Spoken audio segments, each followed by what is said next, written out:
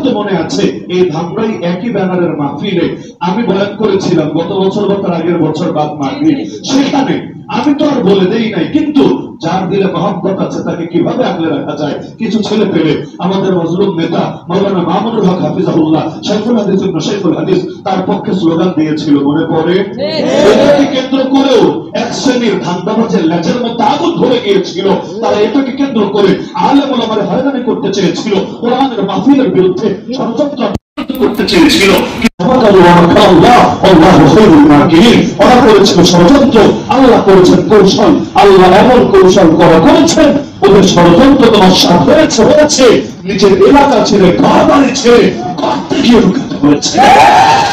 আল্লাহ যখন বলেন আকিমুস সালাহ, বাবা যথাযথভাবে নামাজ আদায় করো, এটা যখন গুরুত্বপূর্ণ হয়ে যায়। একই আল্লাহ যখন আদেশ দেন আকিমুদ্দিন, দিন কায়েম কর, দিন প্রতিষ্ঠা কর, সেটা বান্দার জন্য গুরুত্বপূর্ণ হয়ে যায়। যেহেতু ইসলামী রাষ্ট্র ব্যবস্থা আমাদের প্রতিটা সেক্টরে জরুরি, ইমানের জন্য জরুরি। ইমানের জন্য জরুরি কিভাবে আমরা ব্যাখ্যা করবো? আমলের জন্য জরুরি। মানে ইসলামী রাষ্ট্র ব্যবস্থা না থাকলে পূর্ণাঙ্গ ইসলামের উপর আমল করা সম্ভবই না। যত বড় পীর হোক, যত বড় বুজুর্গ হোক, যত বড় আলেম হোক, যত বড় প্র্যাকটিসিং মুসলিম বলে নিজেকে দাবি করুক, ইসলামের রাষ্ট্র ব্যবস্থা যদি না থাকে পূর্ণাঙ্গ ইসলামের উপর আমল করা সম্ভবই না। আর আমাদের আখলাক, নীতি নৈতিকতা, আদব কায়দা, শিষ্টাচার, চরিত্র এগুলোকে ঠিক রাখার জন্য ইসলামের রাষ্ট্র ব্যবস্থার কোনো বিকল্পই হতে পারে না। আর সর্বব্যাপী দুনিয়া এবং আখিরাত উভয় জাহানের জন্য ইসলামী রাষ্ট্র ব্যবস্থার বিকল্প কোনো মাধ্যম হতেই পারে না। তো এই চারটা পয়েন্ট সামনে রেখে মৌলিক কথা আলোচনা করবো ইনশাআল্লাহ। এক নম্বর পয়েন্ট, ঈমানের জন্য ইসলামী রাষ্ট্র ব্যবস্থা কেন জরুরি। এক নম্বরে যে বিষয়টা মাথায় গেঁথে রাখা দরকার, আমাদের ঈমানের দাবি হলো, ঈমানের কালিমাই হলো লা ইলাহা ইল্লাল্লাহ, এক আল্লাহ ছাড়া দ্বিতীয় কাউকে ইবাদতের উপযুক্ত মনে করি না। ইবাদত মানে কি? ইবাদত মানে শুধু নামাজ না, ইবাদত মানে শুধু রোজা না, ইবাদত মানে শুধু হজ যাকাত না। যে যার বিধান মান্য করে সে মূলত তার ইবাদত করে, যে যার বিধান মান্য করে সে মূলত তার ইবাদত করে। যেমন কোরআনে আল্লাহ বলেন, আফারাআইতা মান ইত্তাখাযা ইলাহাহু হাওয়া, হে নবী আপনি কি তাকে দেখেছেন যে নিজের নফসকে নিজের মাবুদ বানিয়ে নিয়েছে। তো নফসকে আবার মাবুদ বানায় কিভাবে? মূর্তির না পূজা হয়, নফসের পূজা আবার কে করে দুনিয়ার বুকে?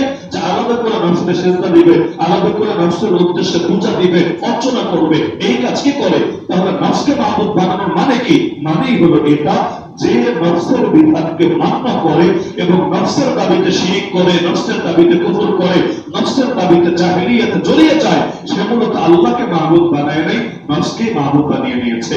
একই কোরআন বলছে, ইয়া বানি আদম আলাম আহাদ ইলাইকুম ইয়া বানি আদম আল্লা তা'বুদু শাইতান। কিয়ামতের দিন আল্লাহ বলবেন সূরা ইয়াসিনের আয়াত, হে আদম সন্তান আমি কি তোমাদের থেকে এই মর্মে অঙ্গীকার নেই নাই তোমরা শয়তানকে মাবুদ বানাবা না, শয়তানের ইবাদত করবা না। তো শয়তানকে মাবুদ বানানোর কি অর্থ?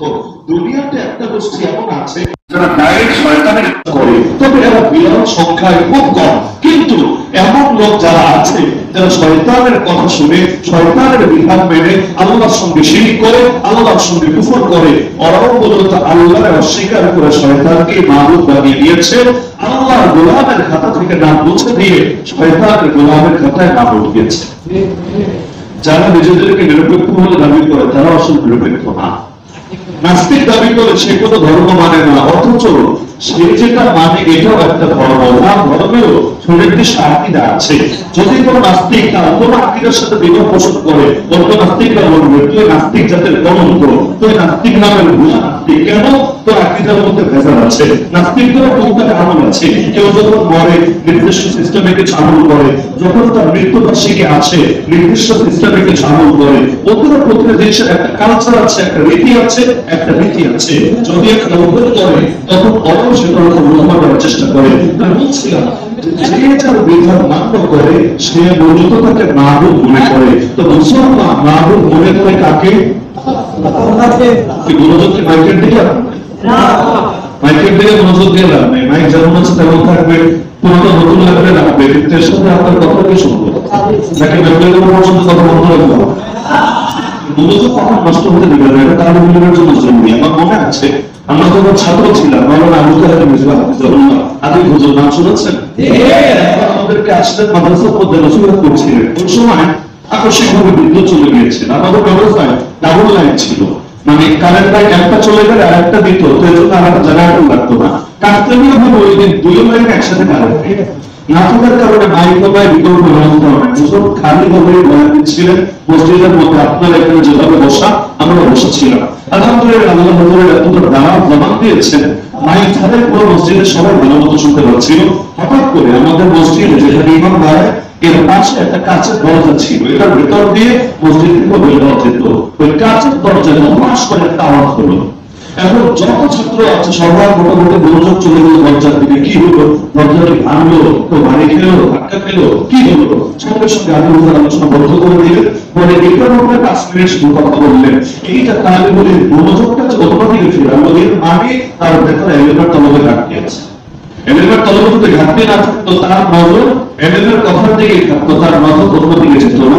তার মতো কঠিন কথা দাবি করছি না, তবে মনোযোগ বিক্ষিপ্ত হওয়া এটা তালিবুলের সাধ্য হচ্ছে না। তালিবুলের মধ্যে একসময় থাকবে, একাগ্রতা থাকবে, দুনিয়া উল্টে গেলে চাকা না, কিন্তু তার মনোযোগ যেদিকে থাকে সেদিকে।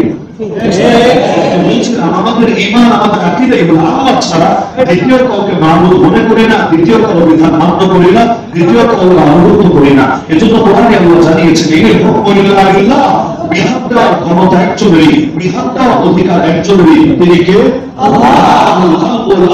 সৃষ্টিও তার, বিধানও তার। সৃষ্টিও করেছেন তিনি, বান্দাকে বিধানও দেবেন তিনি। এখন ইসলামের রাষ্ট্র ব্যবস্থা যদি প্রতিষ্ঠিত না থাকে, তাহলে আল্লাহর বিধান দেওয়ার অধিকার আপনি জমিনের মধ্যে প্রতিষ্ঠিত করবেন কিভাবে? জমিনের মধ্যে এখন এই যে বাংলাদেশ একটা রাষ্ট্র, একটা দেশ, এখানে বিধান দেওয়ার অধিকার কিন্তু আল্লাহকে দেওয়া হয়নি। এই যে ইন্ডিয়া বিশাল একটা রাষ্ট্র, এখানে বিধান দেওয়ার অধিকার কিন্তু আল্লাহকে দেওয়া হয়নি। এই যে পাকিস্তান বিশাল এক মুসলিম রাষ্ট্র, মুসলমানদের সংখ্যাগরিষ্ঠ রাষ্ট্র, কিন্তু বিধান প্রণয়নের অধিকার নিরঙ্কুশ ভাবে আল্লাহকে কিন্তু দেওয়া হয়নি। তাহলে মুসলমান ইসলাম রাষ্ট্র ব্যবস্থা তার দরকার তো তার ঈমানের জন্যই, কারণ মুসলমান তাওহীদে বিশ্বাসী। তাওহীদ মানে একত্ব বজায় রাখতে হবে। কার একত্ব? আমাদের আল্লাহ একত্ব। আল্লাহ ছাড়া কাউকে সেজদা যদি দেয়, আল্লাহ ছাড়া কারোর উদ্দেশ্যে রুকু যদি দেয়, আল্লাহ ছাড়া কারোর উদ্দেশ্যে যদি নামাজ আদায় করে, তাহলে ঈমান জীবনে হুমকির মুখে পড়বে। রোজার মধ্যে একত্ব, নামাজের মধ্যে একত্ব, কসমের মধ্যে একত্ব। আল্লাহ ছাড়া কারো নামে যদি মানত করে, আল্লাহ ছাড়া কারো নামে যদি কসম করে, তার ঈমান হুমকির মুখে পড়বে। একইভাবে বিধান প্রণয়নের ক্ষেত্রেও আল্লাহ একত্ব বজায় রাখতে হবে। যদি একত্বের জায়গায় বহুত্ব চলে আসে, একত্বের জায়গায় বহুত্ব চলে আসে, যেমন আল্লাহ বিধান দিয়েছেন পতিতালয় খোলা থাকবে না বন্ধ থাকবে, এটা আল্লাহর দেওয়া বিধান।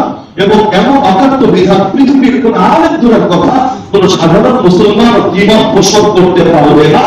কিন্তু এখন কিছু মানুষ দাঁড়িয়ে পতিতালয় খোলা থাকবে এই মর্মে আইন জারি করে দিল, নিজের পতিতালয়ের লাইসেন্স দিয়ে দিল। শুধু লাইসেন্স না, এই নিরাপত্তার এমন ব্যবস্থা করলো, আজকে আপনার উদ্যোগ নেন, আর শুধু আপনারা না, বাংলাদেশের জাতীয় সংগঠনগুলো উদ্যোগ নেই যে কোনো মর্মে আমরা পতিতালয়ের উদ্দেশ্যে মার্চ করে যাবো, এরপর সকলে মিলে আন্দোলন করে পতিতালয়ে তালা লাগাবো। দেখবেন পুলিশ হয়তো আপনার লোকে গুলি চালিয়ে দিয়েছে, আপনাদের ছত্রভঙ্গ করার জন্য টিয়ারশেল মেরে দিয়েছে। পুলিশ না পারলে হয়তো সেখানে হওয়াদাররা থাকবে, তারাও যদি না পারে প্রয়োজনে আমিনা হবে। এই বাহিনীগুলো দিয়ে হলেও পতিতালয়কে হেফাজত করে ছাড়বে ইচ্ছা।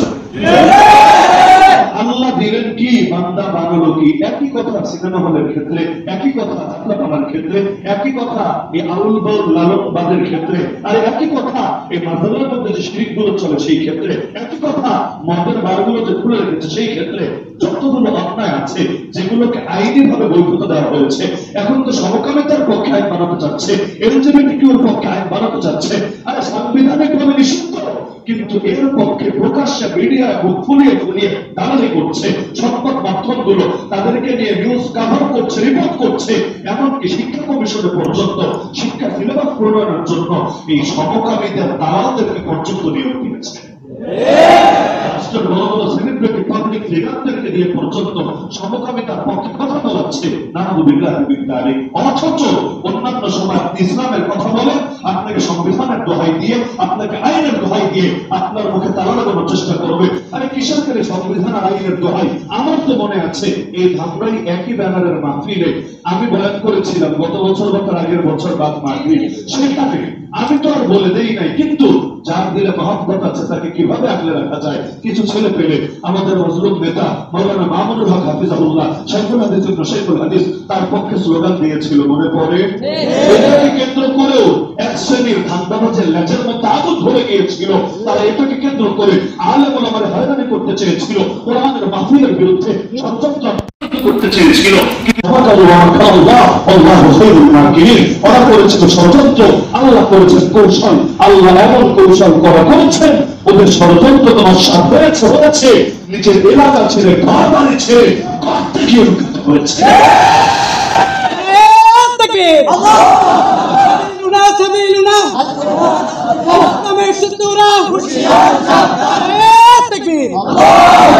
ইমানের জন্য ইসলামী রাষ্ট্র ব্যবস্থা দরকার। কারণ যতদিন ইসলামী রাষ্ট্র ব্যবস্থা না হবে, আল্লাহর একত্ব প্রতিষ্ঠিত করতে পারবেন না রাজনৈতিকভাবে। কিভাবে? একটা উদাহরণ দিই। মনে করেন যতদিন পর্যন্ত আমাদের এই দেশের মধ্যে এই ৭২-এর সংবিধান নামে যে কুফর চাপিয়ে দেওয়া হবে এবং যেটা বলা হয়েছে যে মুক্তিযোদ্ধারা যে মুক্তিযুদ্ধ করেছে, এই ৪টা মূলনীতি ৪টা মাকসাদকে সামনে রেখে এটি করেছে। এমনকি সংবিধানের অংশ কিন্তু ২টা। একটা অংশ পরিবর্তন করা যায়, আপনি ক্ষমতায় গেলে আপনি পরিবর্তন করতে পারবেন যদি সংখ্যাগরিষ্ঠ হতে পারেন এবং পর্যাপ্ত পরিমাণ আসন পেতে পারেন। কিন্তু আরেকটা অংশ কিন্তু অকাট্য, এটা লেখে আছে, পরিবর্তন করা যাবে না। ওখানে পরিবর্তন করতে চাইলে সংবিধানে বাতিল করতে হবে। এমনকি যেই ধারায় লেখা আছে যে এই অংশ পরিবর্তন হবে না, ওইটাই আগে ছুড়ে ফেলতে হবে। তো ৭২ সংবিধানের মধ্যে যে ৪ উদ্দেশ্যের কথা বলা হয়েছে, যে মুক্তিযোদ্ধারা নাকি এই ৪ মাকসাদে লড়াই করেছে। কি কি? একটা আছে ধর্মনিরপেক্ষতাবাদ, মানে ধর্মের জন্য লড়াই করে না, ইসলামের জন্য লড়াই করেছে। ইসলাম বুঝলেন? এক হলো পুরুষ পুরুষবাদ, এক হলো নারী নারীবাদ, আর আরেকটা হলো এইগুলো না ওইগুলো না, মাঝামাঝিবাদ। তো এই টাইপের একটা যে মুসলমানরা নাকি লড়াই করেছে, তবে তারা ধর্মের জন্য লড়াই করে নাই, ধর্ম নিরপেক্ষতাবাদের জন্য লড়াই করেছে। দ্বিতীয়ত তারা নাকি গণতন্ত্রের জন্য লড়াই করেছে। তৃতীয়ত তারা নাকি সমাজতন্ত্রের জন্য লড়াই করেছে। চতুর্থত তারা নাকি জাতীয়তাবাদের জন্য লড়াই করেছে। মজার বিষয়, যারা মুক্তিযুদ্ধের ছিল বাংলাদেশে, আমরা তো সবাইকে দেখি নাই, অনেকে আমাদের জন্মের আগে ইন্তেকাল করেছে। যাদেরকে আমরা পেয়েছি, আমি আমার জীবনে কয়েক ডজন মুক্তিযোদ্ধাকে জিজ্ঞাসা করেছি, আসলে কি সমাজতন্ত্রের জন্য লড়াই করেছে? আসলে কি সেকুলারিজম ধর্মনিরপেক্ষতাবাদের জন্য লড়াই করেছে?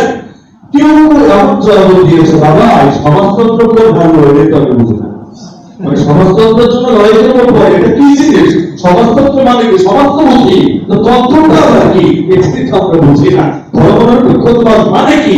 এর মাধ্যমে মূলত আমরা বোঝায় থাকি, কারণ এটা তো শুধু শাব্দিক অর্থ দিয়ে বুঝতে হবে না, পরিভাষা পারিভাষিকভাবে বুঝতে হবে, মাথায় ধরে না। কিন্তু ৭২-এর সংবিধানের নামে এই কুফরি আদর্শ গোটা জাতির উপর চাপিয়ে দেওয়া হয়েছে। তো যতদিন পর্যন্ত এই কুফরি সংবিধান এই জাতির উপর চাপানো থাকবে, আপনার এই ঈমানের দাবি কিভাবে পূরণ হবে আমাকে বলেন? আপনি তো বিশ্বাসী আল্লাহর একত্ব প্রতিষ্ঠায়, কিন্তু এই কুফরি সংবিধান বিশ্বাসী আল্লাহর বহুত্ব প্রতিষ্ঠায়। তার কাছে আল্লাহ মুখ্য বিষয় না, এমনকি আল্লাহর নামটা পর্যন্ত রাখতে চায় না। শুরুতেও ছিল না, মাঝখানে ঢুকানো হয়েছিল, এখনো তা রাখতে চায় না। এমনকি রাষ্ট্রধর্ম ইসলাম এতটুকু লেখা আছে, যদিও কাগজে কলমে, বাস্তবে যে খুব বেশি প্রয়োগ আছে তাও না, কিন্তু কাগজে কলমে লেখা আছে, এটা পর্যন্ত সহ্য হয় না। তাকলুর মতো কত লোকের আসে এসে এই রাষ্ট্রধর্ম ইসলাম এই লেখাটা পর্যন্ত বিদায় করার চেষ্টা করে।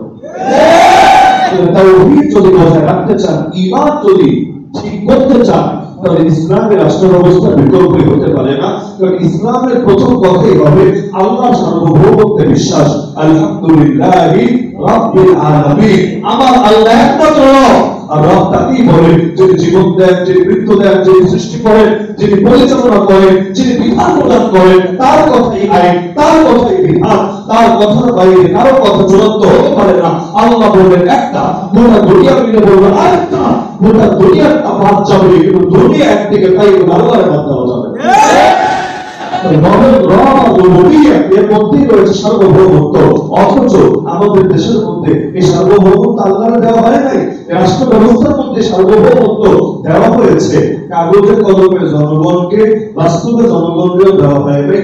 বাস্তবে এটা ভোগ করেছে হাতে গোনা কয়েকটা ধান্দাবাজ, কয়েকটা পাপ্পা, যাদের কেউ কখনো করে দিল্লির দালালি, কখনো করে আমেরিকার দালালি, কখনো এর দালালি, কখনো তার দালালি। আর কাগজে কলমে আমাদেরকে বোঝায় সকল ক্ষমতার উৎস জনগণ, এটা কাগজের ভাষা।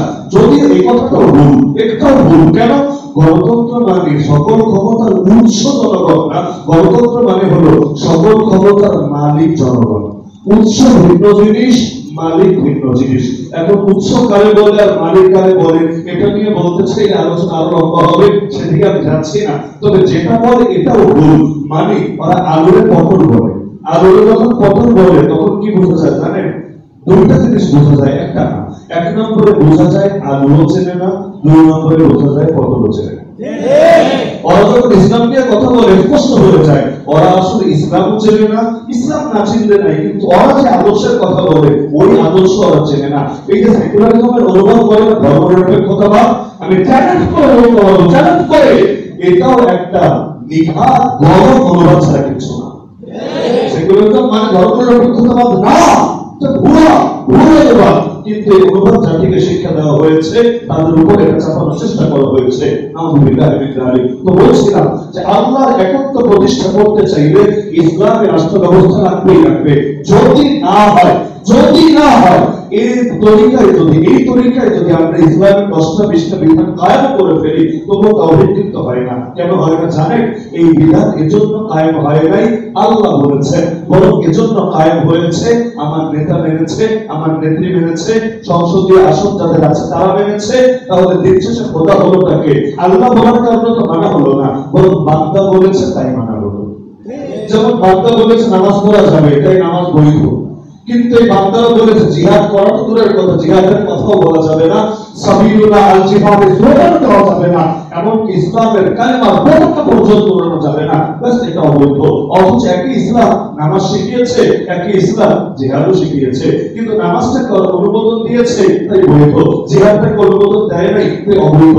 ফেরাও জাদুঘরদেরকে বলেছিল যখন জাদুঘররা ঈমান এনেছিল, আরে তোরা কেন ঈমান আনলি আবলা আন আযানা লাকুম, আমি অনুমতি দেওয়ার আগে। ডাইরেক্ট বলে নাই ঈমান আনলি কেন, এটা নিয়ে প্রশ্ন না। প্রশ্ন হলো আমি অনুমতি দেওয়ার আগে ঈমান আনলে কেন? তার মানে মূল চিন্তা ঈমান নিয়ে না, মূল চিন্তা হলো অনুমতি নিয়ে। তার মানে অনুমতি নিয়ে যদি ঈমান আনতো দোষের বিষয় হতো না, কিন্তু অনুমতি ছাড়া কেন ঈমান আনবে? এটাই তার জন্য বড় চিন্তার বিষয়। এটাই সার্বভৌমত্বের দখল, যে নিজের কন্ট্রোলে সব রাখতে চায়। এই জামানায় দেখেন না, মাহফিল হবে সমস্যা নেই, তবে অনুমতি নিয়ে করতে হবে। আর অনুমতি আনতে গেলে কোন হুজুর আসতে পারবে আর কোন হুজুর আসতে পারবে না, কোন নেতারে রাখতে হবে আর কোন নেতারে বাদ দিতে হবে, এই সব কিছু বসে বসে ওরা ঠিক করবে। তাহলে অনুমতির মূল দরকার কিসের জন্য? অনুমতির মূল দরকার নিরাপত্তা দেওয়ার জন্য না। ওরা নিরাপত্তা না দিলে আলহামদুলিল্লাহ আমাদের মাহফিলে মারামারি হয় না, দাঙ্গা হাঙ্গামা হয় না, বিশৃঙ্খলা হয় না, কিন্তু ওদের দরকার আল্লাহর জমিন, আল্লাহর দ্বীনের আওয়াজ তালানোর জন্য। যে প্রসঙ্গে বলছিলাম যে আল্লাহ তাওহীদকে যদি প্রতিষ্ঠিত করতে চান তাহলে ইসলামের রাষ্ট্র ব্যবস্থার কোনো বিকল্পই নাই। কারণ ইসলামের রাষ্ট্র ব্যবস্থার মূল কথাই হবে এটা, ইনিল হুকমু ইল্লা লিল্লাহ, বিধান দেওয়ার মালিককে আল্লাহ। এজন্যই আমার রাসূলকে যখন মক্কায় ক্ষমতা অফার করা হয়েছিল, জানেন সবাই ইতিহাস, নবীকে কয়েকটা অফার দেওয়া হয়েছে, নারীর অফার, সম্পদের অফার আর ক্ষমতার অফার। নবী নারীর অফারও গ্রহণ করেন নাই, সম্পদের অফারও গ্রহণ করেন নাই, ক্ষমতার অফারও গ্রহণ করেন নাই। প্রথম দুইটা তো ক্লিয়ার, কেন গ্রহণ করেন নাই? ক্ষমতার অফারের সমস্যা কি? নবীকে তো প্রস্তাব দিয়েছিল দারুল নাদওয়ার মেম্বার হয়ে যান, আপনিও পার্লামেন্টের মেম্বার হয়ে আপনিও আপনার কথাগুলো বলার চেষ্টা করেন। নবীকে রাজি হয়েছিলেন? রাজি হয়েছিলেন কেন? নেতা হলে কি লস ছিল? না, নেতা হলে লাভ ছিল। কেন নেতার কথা কর্মীরা শোনে? নেতা যদি তিনি হতেন, ধীরে ধীরে তার কথা বলার পরিবেশ প্রতিষ্ঠা হতো এবং ধীরে ধীরে তার কর্মীরা এবং অন্যান্যরাও তাকে দেখতে পেত, মিডিয়া ফোকাস পেতেন, ওই জামানার মিডিয়া যা ছিল আর কি, এবং ধীরে ধীরে মুসলমানের সংখ্যা বাড়তো। কিন্তু নবী রাজি হন নাই কেন? কারণ সেটা ছিল তাওহীদ আর শিরকের প্রশ্ন। তার উন্নতয় একজনের কথায় দেশ চলতো না, সমাজ চলতো না, পার্লামেন্ট চলতো না, বরং তারা একসাথে বৈঠক করে সিদ্ধান্ত নিত। তো নবী যখন তাদের সাথে বৈঠকে বসতেন, আবু জাহাল একটা বলতো, তো আবু লাহাব আরেকটা বলতো, উতবা একটা বলতো, তো সাইবা আরেকটা বলতো, আবু সুফিয়ান একটা বলতো, তো ওমর আরেকটা বলতো, খালিদ বিন ওয়ালিদ আবার ভিন্ন মত পেশ করতো। এরপর সবগুলো মত যাচাই বাছাই শেষে কখনো নবী পাস করতো, কখনো নবী ফেল করতো, সব মত নিয়ে জিজ্ঞাসা করতো, আজ হয়ে যুক্ত হয়েছে, আজ হয়ে যুক্ত হয়েছে, আজ হয়ে যুক্ত হয়েছে, ব্যাস। এরপর সিদ্ধান্ত দিত। দেখা যেত কখনো আল্লাহর পক্ষে রায় আর কখনো আবু জাহেলের পক্ষে রায়। আল্লাহ বলতেন যে বান্দা যদি কেউ চুরি করে তার সাজা হলো হাত কাটা, আবু জাহেল বলতো, আরে ভাতিজা বেশি কড়াকড়ি হয়ে যায়, দেখতে হবে চোর কি আমার দলের না বিরোধী দলের। যদি আমার দলের হয় তাহলে হাত কাটা যাবে না, কয়েকটা চোর থাপ্পড় দিয়ে সর্বোচ্চ ছেড়ে দেওয়া যেতে পারে। আর বিরোধী দলের হলে খালি কবজি থেকে না, প্রয়োজন এখান থেকে কেটে দিবা, প্রয়োজন এখান থেকে না, কল্লাই ফেলে দিবা, কোন সমস্যার বিষয় কাজ করবে না, আমরা খুশি আছি। আবু লাহাব বলতো, ভাতিজা এগুলো তো মধ্যযুগীয় বর্বরতা, এই আধুনিক বিশ্বে এগুলো চলে না, বরং তো 6 মাসের জেল দিয়ে দাও, এতেই চলবে। এভাবে যখন রায় নেওয়া হতো, আল্লাহর জমিনে কি আল্লাহর একত্ব প্রতিষ্ঠা হতো না, বরং আল্লাহর একত্বের পরিবর্তে বান্দার বহুত্ব সেখানে প্রতিষ্ঠিত হয়ে যেত। আরে তাগুত বলা হয় কারে? শুধু মূর্তিরই তাগুত বলে না। মূর্তির সেজদা দেওয়ার কারণে মূর্তি যেমন তাগুত, নফসের বিধান মান্য করার কারণে নফস যেমন তাগুত, শয়তানের পূজা করার কারণে শয়তান যেমন তাগুত, এই ফেরাউনও তাগুত, নমরুদও তাগুত, আবু জাহেলও তাগুত, আবু লাহাবও তাগুত। যত বান্দার সীমাকে লঙ্ঘন করে আল্লাহর অধিকার নিজের জন্য সাব্যস্ত করে, আর প্রত্যেকটা তাগুত। এমনকি যারা গণক ওরাও তাগুত, যারা জ্যোতিষী ওরাও তাগুত, রাস্তায় যারা আপনার ভাগ্য বলার দাবি করে এগুলোও তাগুত, যারা গায়েবের জ্ঞান যারা দাবি করে তাও তাগুত। আল্লাহর গুণ, আল্লাহর সিফাত, আল্লাহর অধিকার যে নিজের ব্যাপারে প্রয়োগ করে ওই একটা তাগুত। কেউ যদি বলে বিধান আল্লাহ দেবে না, বিধান আমি দেবো, ও হলো জামানা সবচেয়ে বড় তাগুত। লা ইলাহা ইল্লাল্লাহ মানে তাগুত মানে না, একমাত্র আল্লাহকে মানে। আল্লাহ ছাড়া যেই মাহবুব বলে দাবি করবে তারে আমরা প্রত্যাখ্যান করি। ঈমানের জন্য ইসলামের রাষ্ট্র ব্যবস্থা দরকার নাকি দরকার না? কেন দরকার? না হলে লা ইলাহা ইল্লাল্লাহ প্রতিষ্ঠিত হয় না, না হলে তাওহীদ জিন্দা হয় না। তাওহীদ জিন্দা করতে চাইলে, লা ইলাহা ইল্লাল্লাহ জিন্দা করতে চাইলে ইসলামের রাষ্ট্র ব্যবস্থা জিন্দা করা লাগবেই লাগবে। যেই জমিনে ইসলামের রাষ্ট্র ব্যবস্থা এসেছে সব জায়গায় বিধান প্রণয়নের অধিকার, সার্বভৌমত্ব কাকে দেওয়া হয়েছে? কাকে দেওয়া হয়েছে? আল্লাহরে। যেমন ধরুন আফগানিস্তানে যখন আইন প্রণয়ন করা হয় তখন কিন্তু এটা দেখা হয় না আমেরিকা খুশি নাকি বেজার। ইসলামী আদর্শ আর মার্কিনী আদর্শ কি এক না আলাদা? ইসলাম যেটাকে করেছে হারাম ওরা করেছে হালাল, ইসলাম যেটাকে করেছে হালাল ওরা করেছে হারাম। ইসলামে নারীর পর্দার বিধান আছে নাকি নাই? মার্কিন সভ্যতায় কি নারীর পর্দার বিধান আছে? দেখবেন ওরা নারীর অধিকারের কথা বলতে গিয়ে নারী একটা থাকুক বা সব পোশাক পরে থাকুক এটার কথা ঠিকই বলে, কিন্তু অধিকারের নামে নারী নিজেকে আড়াল করে রাখুক এটা ওরা মেনে নিতে পারে না। আপনাদের মনে থাকার কথা, বাংলাদেশে শিল্পকলা বৃদ্ধি হয়েছে। এই কলা, কলা অনুষদ, কলা বিজ্ঞান, শিল্পকলা, এই সবগুলো কলার মধ্যে খুব বিশাল। বাংলার জমিনে কলার মধ্যে কি যে পেয়েছে, আর এগুলো চম্পা কলা, সাগর কলা, আল্লাহ ভালো জানে। এই কলাওয়ালারাই দেশটা রেখে এসেছে এমন নাস্তিকতা, এমন বেঈমানি, এমন খোদাদ্রোহিতা, এমন অবিশ্বাস গুস্তাখি, এই কলা বিজ্ঞানীদের জায়গায় ভ্রমণে নষ্ট হয়ে যাচ্ছে। আর ওরা নিজেদেরকে একটু বিরোধে জায়গা করে কেন? ওরা রাজনীতি বেশি করেছে, ওরা জাগরণ বেশি করেছে, ওরা হয়তো আন্দোলন বেশি করেছে, বিভিন্ন ক্ষেত্রে ওরা হয়তো প্রথম সারিতে থেকেছে। কিন্তু একটা মজার বিষয় কি জানেন? নমরুদকে মেরেছে কে? নবী ইব্রাহিমের হাতে তো আল্লাহ সাইড করেন নাই, আল্লাহ সাইড করেছেন কার হাতে? তো জানো তো মশা না, ল্যাংড়া মশা, প্রতিবন্ধী মশা, তৃতীয় শ্রেণীর মশা। তো মশার হাতে আল্লাহ নমরুদকে ধ্বংস করলেন, এটা কি আমরা খুশি না বেজার? আমি খুশি, আপনারা খুশি, সবাই খুশি, আলহামদুলিল্লাহ, হাজারবার খুশি। আল্লাহ শুকরিয়া, সুবহানাল্লাহ। আল্লাহ তুমি কত বড় নিয়ামত দিলা, এক মশা দিয়ে তুমি নমরুদকে সাইড করে দিলা, সবাই খুশি। কিন্তু তাই বলে আমরা কি মশার প্রেমে পড়েছি? খুশি ঠিক আছে, কিন্তু তাই বলে কি সেখানে মশার খাটায় নিজেদের নাম লিখিয়েছি? তো তোমার দ্বারা আল্লাহ যদি কোনো ভালো কাজ করেন আলহামদুলিল্লাহ। আরে আবু জাহালের হাতে যদি আবু লাহাব মরে, বিশ্বাস করেন আবু জাহালের হাতে যদি আবু লাহাব মাইর খায় আমরা খুশি। আমেরিকার ইন্ডিয়া যদি কখনো লেগে যায়, এরপর যদি আমেরিকার হাতে মোদির বাচ্চা অমিত শাহর বাচ্চা সবগুলা সেই রকম গালালি খায়, আল্লাহর কসম আমরা খুব খুশি। ইরান যখন তেল আবিবে হামলা করে, আর একটু বলুকার নাম বলুক, হামলাটা যে করেছে তো শিয়ারা করেছে ইহুদিদের উপর, এমনি শিয়াদের সঙ্গে যেমন সম্পর্ক থাকুক বিশ্বাস করেন এই হামলার কারণে কিন্তু আমরা খুশি। আল্লাহ যদি কাঁটা দিয়ে কাটা তোলেন তাহলে আমরা খুশি, কিন্তু এই খুশির মানে এটা না যে আমরা এখন বাতিলের প্রেমে পড়েছি। রোম আর পারস্য যুদ্ধ হলো, পারস্যরা বিজয়ী হলো, রোমকরা পরাজিত হলো। কোরআন 21 নম্বর পরে সূরায় দেখবেন সূরা রোম নামে এই সূরা আল্লাহ জানিয়েছে এই বিজয় নবী সাহাবীরা খুশি হয়েছে। তো পারস্যদের বিজয় সাহাবীরা কেন খুশি হবে? পারস্যরাও তো মুসলমান না আর রোমকরাও তো মুসলমান না, তাহলে এই বিজয়ের মধ্যে কেন খুশি হবে? উল্টা হবে যে রোমকরা বিজয়ী হয়েছে, পারস্যরা পরাজিত হয়েছে, তাহলে মুসলমান কেন খুশি হবে? মুসলমান এজন্য খুশি হবে না যে তারা খ্রিস্টানদেরকে ভালোবাসতে শুরু করেছে, তারাও খ্রিস্টবাদে দীক্ষিত হওয়ার স্বপ্ন দেখে, বরং এজন্য যে আল্লাহ একটার দ্বারা আরেকটা কমিয়েছে এবং তুলনামূলক যেটা বেশি খারাপ ওটার তুলনামূলক যেটা কম খারাপ ওর হাতে খাইয়েছে। এজন্য আপেক্ষিক তত্ত্বটা মাথায় রাখতে হবে। সবকিছু জগৎ কিছু বানিয়ে ফেলা যাবে না। বাতিলেও যদি লাগে আমরা খুশি, আমরা বেজার না, কিন্তু ওই খুশির মানে এটা না যে আমরা তাদেরকে মহব্বত করি। সেভেন সিস্টার্স যে বিদ্রোহীরা আছে, কাশ্মীরের মুজাহিদিনরা আছে, সেভেন সিস্টার্স যে বিদ্রোহীরা আছে, যাদের ধর্ম পরিচয় হয়তো মুসলমানই না, যারা মরলে আমরা জিন্দেগি তো জান্নাতি বলে ঘোষণা দিতে পারবো না, যতই বিরিয়ানি খাওয়া ঠিক বিরিয়ানি না কাচ্চি বিরিয়ানিও যদি খাওয়ায় তারপরে বিশ্বাস করেন এই অমুসলিমদেরকে আমরা জান্নাতি বলে ঘোষণা দিতে পারবো না, এটা আমাদের পক্ষে সম্ভব না। কিন্তু ওদের হাতে যদি ইন্ডিয়া ভাঙে আমরা কিন্তু বেজার না। আপনারা বেজার হতে পারেন যারা ইন্ডিয়ার কালারের খাতায় নাম লিখিয়েছেন, আল্লাহর কসম আমরা বেজার না, বরং আমরা খুশি, মহা খুশি। আমরা হাজারবার শুকরিয়া আদায় করব, আলহামদুলিল্লাহ আলহামদুলিল্লাহ আলহামদুলিল্লাহ। তাহলে একত্র প্রতিষ্ঠা করতে হবে না আল্লাহ।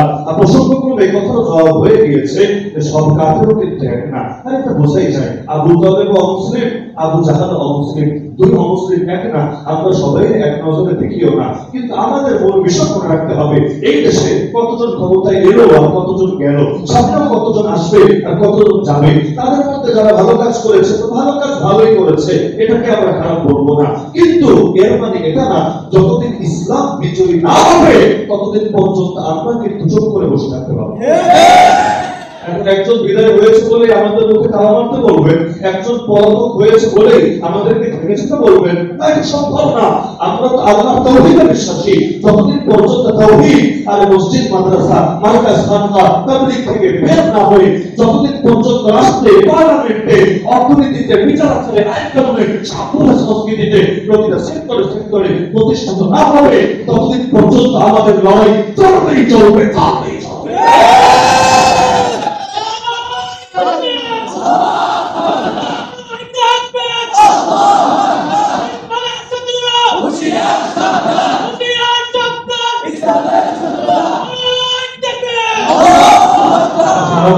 মানুষ আমাদের মাথার উপর কাঁঠাল রেখে সেটা ভেঙে গেল, আর কতকাল ব্যবহৃত হবে?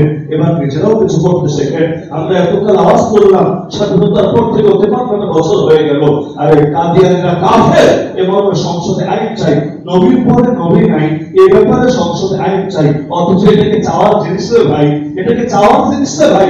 নবীর পরে নবী নাই এটা আমার দাবি তুলতে হবে, এটার জন্য মিছিল করতে হবে, এটার জন্য মানববন্ধন করতে হবে। অদ্ভুত ব্যাপার।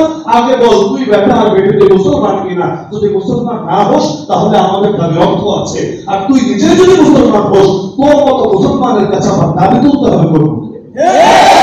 আর দাবি যদি তোরা লাগে মদিনা সনদে দেশ চালাবা, 86টা পরে উঠে ফেলেছো এবং তুমি কয়েক রাকাত তাহাজ্জুদের নামাজ পড়ো, ফজরের নামাজের পর কোরআন তেলাওয়াত করতে বসো, এরকম ডায়লগ আমাদের শুনিয়ে কি হবে? আগে না ঈমান তারপর না আমল। তো বলছিলাম ইসলামের রাষ্ট্র ব্যবস্থা যেই কয়েক কারণ দরকার, এর মধ্যে এক নম্বরই হলো ঈমান তথা তাওহীদ। তাওহীদকে বিজয় করার জন্যই ইসলামের রাষ্ট্র ব্যবস্থার প্রয়োজন আছে। দুই নম্বর হলো আমল। আমলের জন্য কেন প্রয়োজন? কারণ আমল রব্বুল আলামিন যেহেতু ইসলাম পরিপূর্ণ, ইসলামের মধ্যে ফুল প্যাকেজে দিয়েছেন। শুধু ব্যক্তিগত জীবনের আমলই না, ব্যক্তিগত জীবনের আমলও দিয়েছেন, পারিবারিক জীবনের আমলও দিয়েছেন, সামাজিক জীবনের আমলও দিয়েছেন, রাষ্ট্রীয় জীবনের আমলও দিয়েছেন। মনে করেন আল্লাহর আদেশ, হে ঈমানদাররা ইসলামে পরিপূর্ণরূপে প্রবেশ করো, উদখুলু ফিস-সিলমি কাফা। আপনি কিভাবে ইসলামে পরিপূর্ণ প্রবেশ করবেন? যদি বিচার চাইতে যখন যান সেখানে ইসলাম কায়েম না থাকে, ব্যাংকে গিয়ে পয়সা রাখেন সেখানে ইসলাম জিন্দা না থাকে, যখন আপনি ব্যবসা বাণিজ্য চাকরি বাকরি করেন সেখানে ইসলামের ব্যাপারে বিভিন্ন কথোপকথন সীমাবদ্ধতা আরোপ করা থাকে, যদি পড়াশোনা করতে গেলেও সেখানে নিজের হিসাব নিজের বোরকা করা লাগে, চাকরি নিতে গেলেও যদি নিজের দাঁড়িয়ে ক্লিন চেক করে তারপর চাকরির ইন্টারভিউ দেওয়া লাগে, কিভাবে নিজের ইসলামের মধ্যে পুরোপুরি প্রবেশ করাবেন? এমনকি চোর চুরি করেছে কিভাবে ইসলামের উপর আমল করবেন, ডাকাতি করেছে কিভাবে ইসলামের উপর আমল করবেন? এই যে নবীরা গালি দেয় আমাদের আন্দোলন করা লাগে, এই যে নাস্তিকরা যা মনে চায় তা বলে আমাদেরকে এটার বিরুদ্ধে প্রতিবাদ গড়ে তোলা লাগে। এখন শুরু হয়েছে সমকামিতা, এমন নিকৃষ্ট এমন নোংরা একটা জিনিস ছিল, আরে গ্রামের উল্কুসুল্ক মানুষরাও এটা শুনলে বিনা মুখ থেকে তুলে ফেলত, কিন্তু এখন শিক্ষিত সমাজ পর্যন্ত এটার পক্ষে দাঁড়াতে শুরু করে দিয়েছে, ট্রান্সজেন্ডার হয়ে যাচ্ছে, রাতারাতি পুরুষ নারীর সাথে বসে আছে। দুদিন আগে ঠিক মতো খেতে পারতো না, কিন্তু এখন পয়সা রাখার জায়গা খুঁজে পাচ্ছে না। দুদিন আগে ছিল ওলাদা, আর দুদিন পরে হয়েছে ইয়াতাতাওয়ালুনা ফিল বুনিয়ান। এই যে কাফের মুশরিকরা এই আদর্শ চিন্তা করছে, পিয়ারের মতো প্রতিষ্ঠান পর্যন্ত সমকামীদের পক্ষে দাঁড়াতে করছে। আমরা এই সমকামীদের বিরুদ্ধে বলেছি, শিক্ষা কমিশন থেকে এই সমকামী দালালদেরকে বিদায় করতে চেয়েছি।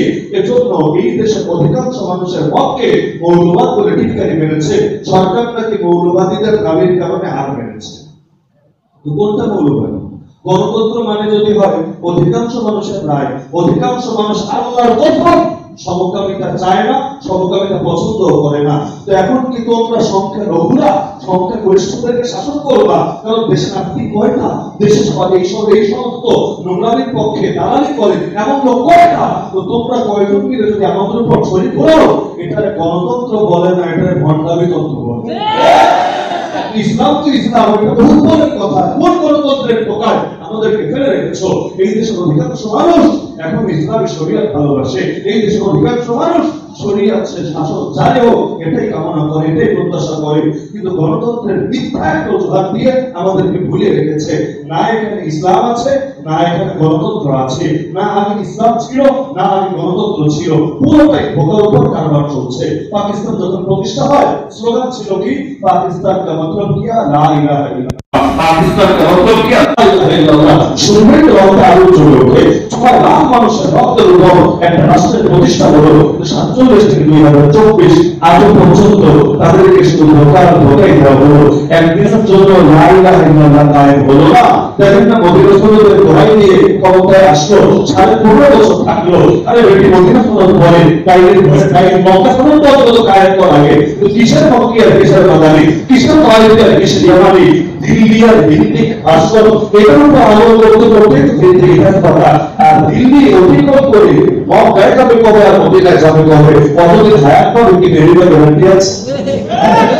সুতরাং আমলের জন্য ইসলামের রাষ্ট্র ব্যবস্থা দরকার, না হলে ইসলামের মধ্যে পরিপূর্ণরূপে প্রবেশ করা কখনোই সম্ভব না। 3 নম্বর, আখলাকের জন্য ইসলামের রাষ্ট্র ব্যবস্থা দরকার, না হলে খালি বয়ান করে, খালি ওয়াজ করে, খালি তাবলীগ করে, খালি খালকা করে মানুষের আখলাক ঠিক করা যাবে না। আমি একটা কথা বলবো, যেটা আমাদের উস্তাদ আব্দুল্লাহ কথা বলেছেন, যদি শিক্ষা সিলেবাসের মধ্যে জাহিলিয়াত থাকে, তাহলে সবাই মিলে সারাদিন যদি তাবলীগের মেহনত করি, দাওয়াতের মেহনত করি, তবুও এই দেশ থেকে জাহিলিয়াত সব বন্ধ করা যাবে না। কিভাবে বন্ধ করবেন? এই নাস্তিক যেগুলো বাংলাদেশে লিড দিয়েছে মনে করেন, এই নাস্তিকগুলোকে আসমান থেকে নাজিল হয়েছে, এরা কি মাটি পাথরে বের হয়েছে? এরা তো এই সমস্ত স্কুল কলেজ ভার্সিটি থেকে তৈরি হয়েছে। কিভাবে তৈরি হলো? তৈরি হওয়ার মতো উদাহরণ যদি না থাকে তৈরি হলো কিভাবে? যেখান থেকে যা তৈরি হয় সেখানে সেটা তৈরি হওয়ার উদাহরণ থাকে। মাদ্রাসায় যারা পড়ে সবাই যে আলেম হতে পারে এমন না, অনেকে কিন্তু চলেও যায়, কিন্তু আলেম যারাই হয়েছে এ হবে কিন্তু যে কথার প্রমাণ বহন করে যে প্রত্যেকে হোক বা না হোক, কিন্তু মাদ্রাসা অবশ্যই আলেম প্রজনন কেন্দ্র। মাদ্রাসা থেকে গাইড তৈরি হয়েছে, মোবাইলিক তৈরি হয়েছে, মুজাহিদ তৈরি হয়েছে, প্রত্যেকে না হোক কিন্তু যারাই তৈরি হয়েছে তারা তৈরি হয় এই কথার প্রমাণ যে মাদ্রাসা অবশ্যই গাইড, মোবাইলিক, মুজাহিদ, সুহাদা তৈরির প্রজনন কেন্দ্র। তাহলে এই ক্ষেত্রে যদি কথাটা বুঝে, ওই ক্ষেত্রে কথা বুঝবেন না। এখন যদি আমি এখানে বলবো না, খালি যদি বলি যে কলেজ ভার্সিটি হয়ে গেছে নাস্তিক প্রজনন কেন্দ্র, আগামীকাল দেখবেন আমার বিরুদ্ধে মিডিয়া শুরু গোটা দেশ গরম হয়ে গেছে। এমনি তো গরম আছে, আমাদের নিয়ে তরবেল গরম থাকেই বাংলাদেশ। নতুন করে দেখবেন এমন ভাবে আগুন লেগেছে যে হুজুর স্কুল কলেজের বিরুদ্ধে উস্কানি করে বয়ান দিয়েছে, তাকে এটা করতে হবে সেটা করতে হবে, এগুলো বলবে নাকি বলবে না? বাস্তবতা তো এটাই। তোমাদের মধ্যে নাস্তিক বানানোর উপাদান আছে বলেই তোমাদের পড়ালেখা করে নাস্তিক হচ্ছে।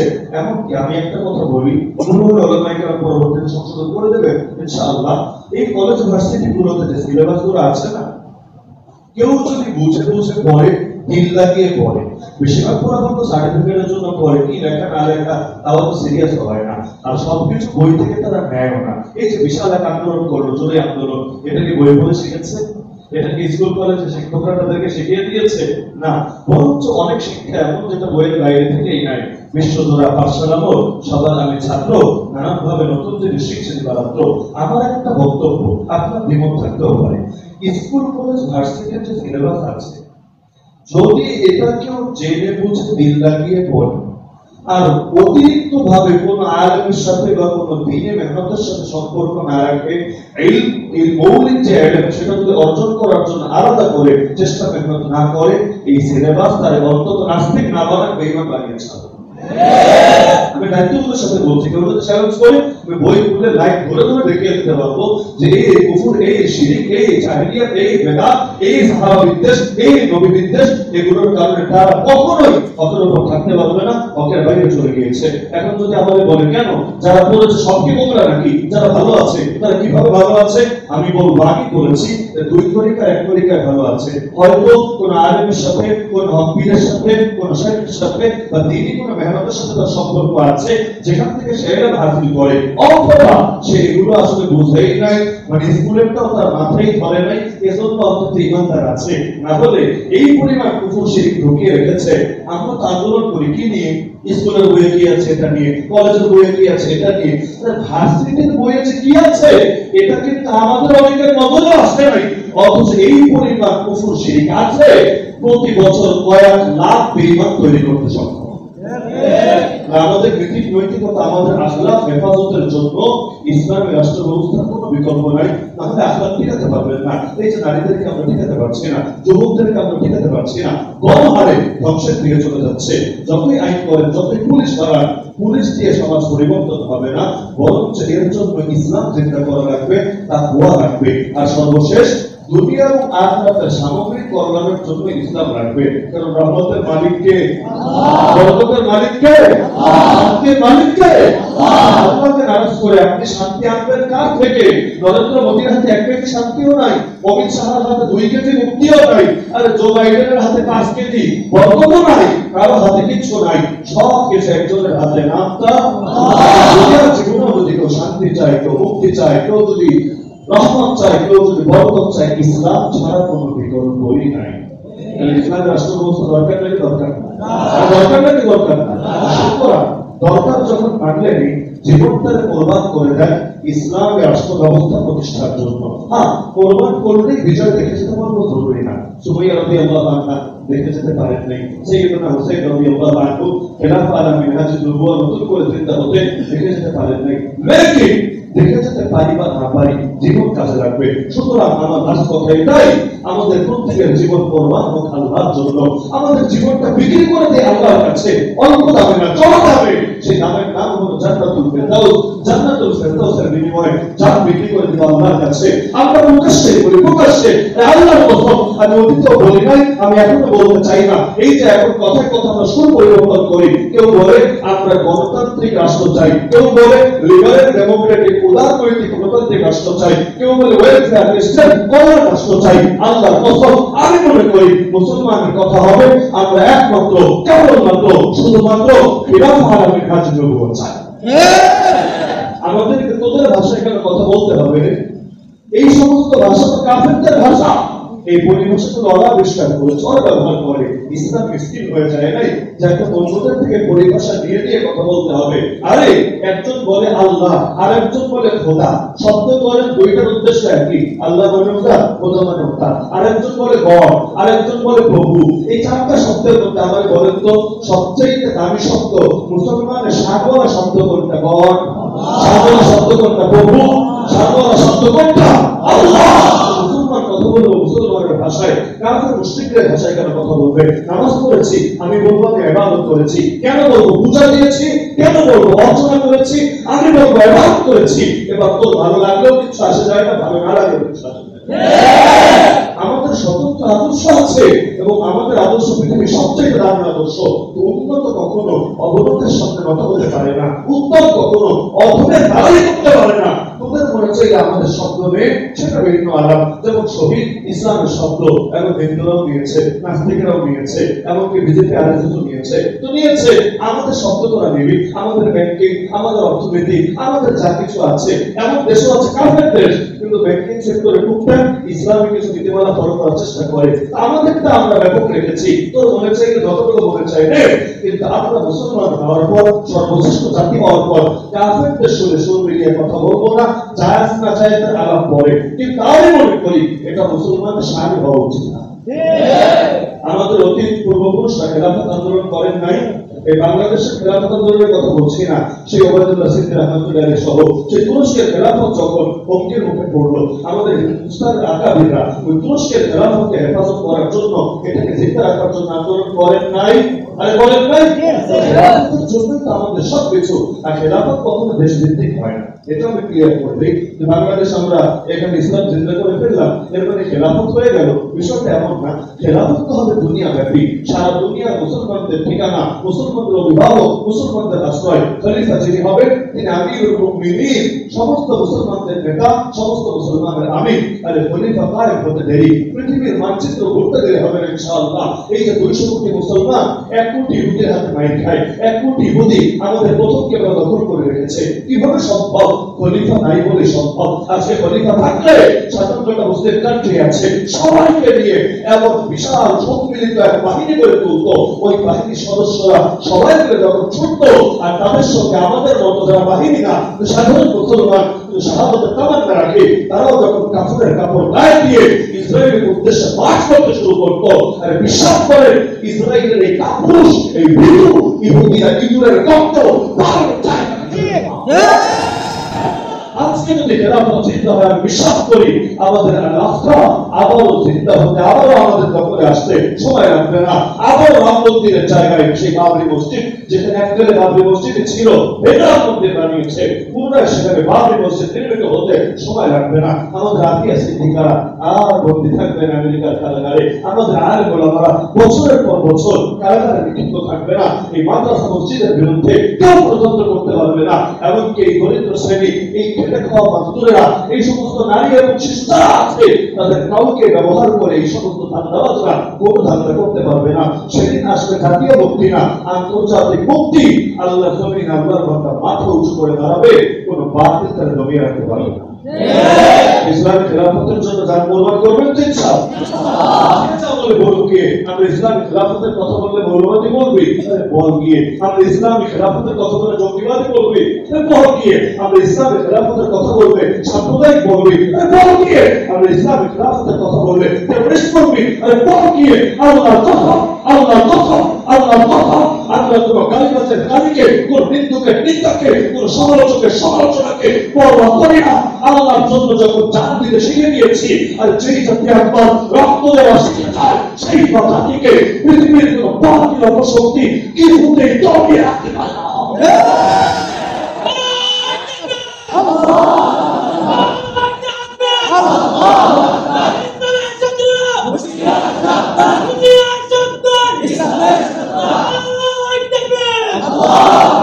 গুরুত্ব বললে শুধু শেষ হয় না, আরেকটা কথা বলে যাওয়া উচিত। তাহলে আমার ধারণা, যদিও বিষয়টা না, তবে আলোচনা অসম্পূর্ণ থাকবে। সেটা হলো, হুজুর বুঝলাম খেলাফত অনেক গুরুত্বপূর্ণ, ইসলামের রাষ্ট্র ব্যবস্থা গুরুত্বপূর্ণ, কিন্তু আমাদের করণীয় কি?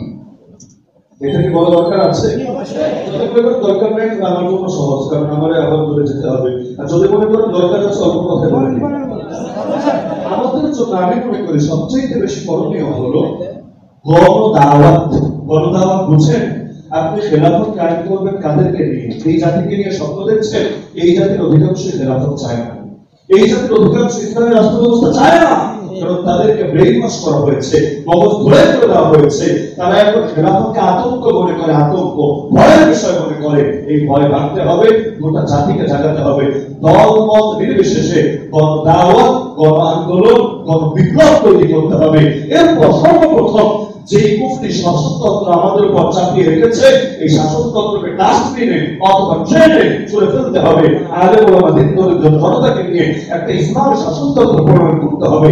এরপর সেই শাসনতন্ত্র কারা বাস্তবায়ন করবে দেশে, ওই বাস্তবায়ন কারা করবে, এটার ব্যাপারে গণরায় নিয়ে আহলুল হাদিস ওয়াল আহদের মতামত নিয়ে একজন কেন্দ্রীয় নেতা নির্বাচন করা হবে এবং তিনি আল্লাহর জমিন, আল্লাহর দিন জিন্দা করবেন। আমি কিন্তু অনেক অল্প কথায় পুরো কথাটা বলে ফেললাম, খুব অল্প কথায়। গণদাওয়াত দিতে হবে, গণ আন্দোলন, দুর্বার আন্দোলন গড়ে তুলতে হবে।